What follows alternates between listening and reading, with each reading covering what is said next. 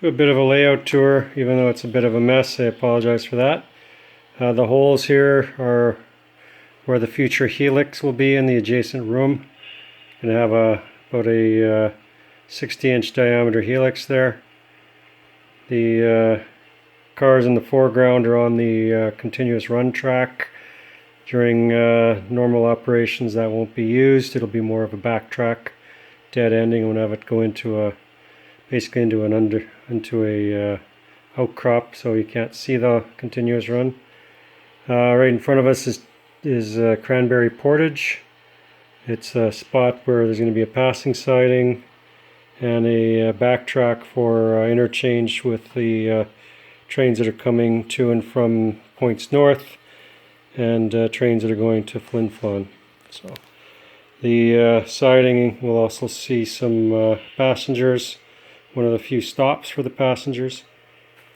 Down here we have Flin Flon Junction, which is the points basically right here where the junction is. We'll see that line will be where trains run down to Churchill, and in front of us is the this is the gravel pit called Payak. It's a station name sign Payak, so they're going to be pretty close together, but it'll be a source of revenue. We see my kids have been busy building a diorama with dinosaurs and gorillas. I've also got a block of wood just to keep any runaways from getting too fast down the grade. It's 3% down to staging. Coming around the curve, we come into Cranberry Portage.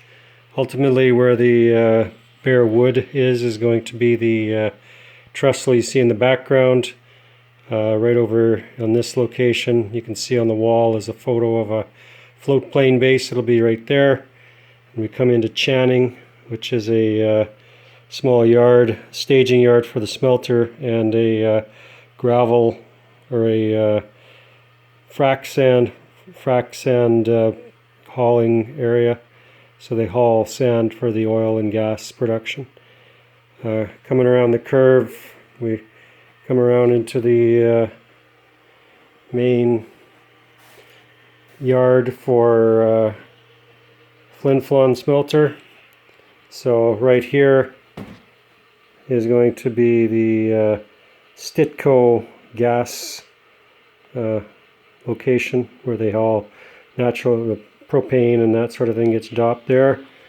Coming into the yard in foreground will be Petro-Canada or Esso. I haven't decided, for oil and fuel service. In the back where the 45 tonner sits is going to be the other fuel dealer. It'll either be Esso or Petro-Canada, I'm not sure yet. Coming into the yard, so it's a 3-track yard for the smelter.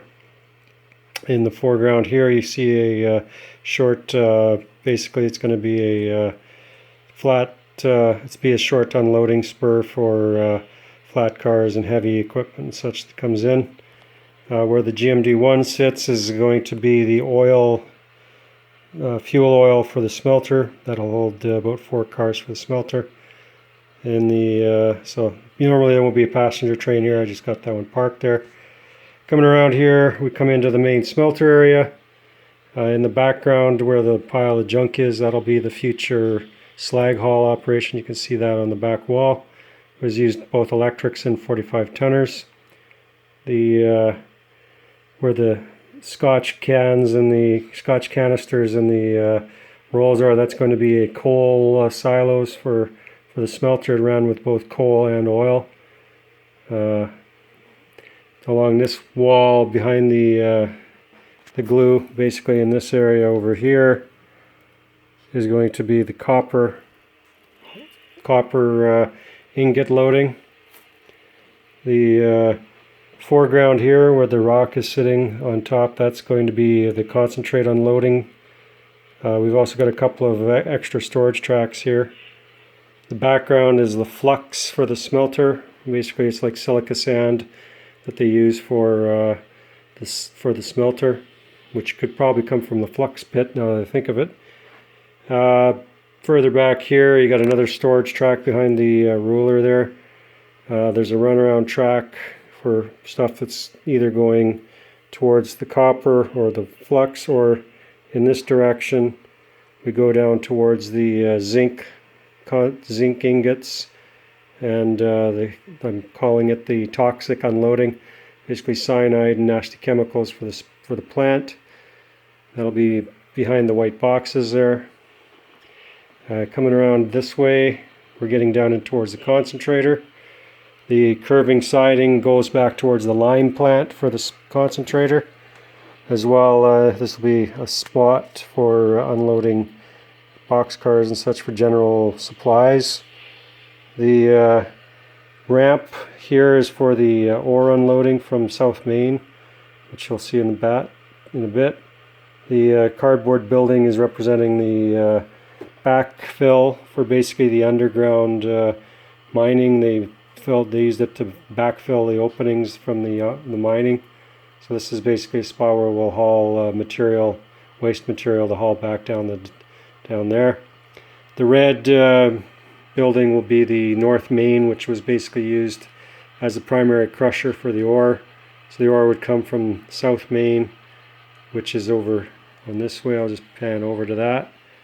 See that's the active mine at the time I'm modeling. North Main here that I was referring to was they stopped using it in the mid-70s, I think 1977, and they basically used the equipment there as the crushing for the ore.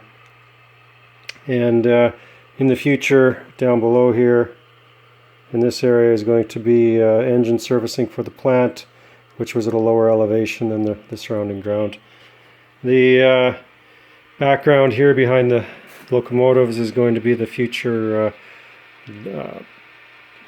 concentrate thaw shed, which when it was minus 40 in the winter, they needed some way to thaw out all the concentrate that came in gondolas. That was a fairly major undertaking when it was that cold, because these things were full of water and frozen, so it's a fairly large building. I've also got some extra storage, and then the ore hall, which will generally use that 70 tonner in the foreground there, ignoring some of the cars under various states of repair and such. The two bays in North Main, behind the CN locomotive, were ore, and behind the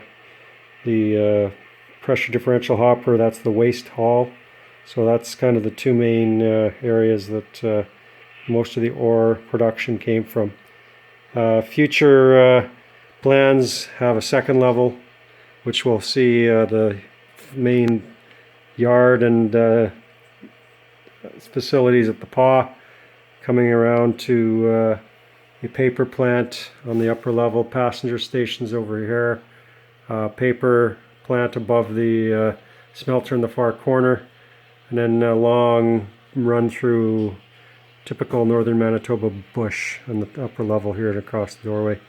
So that's in the future. We'll try and get this lower level up and running. I've got pretty much everything ready to roll. I just need to finalize switch machines and wiring, and we'll be good to go. Hope this was useful. Thanks.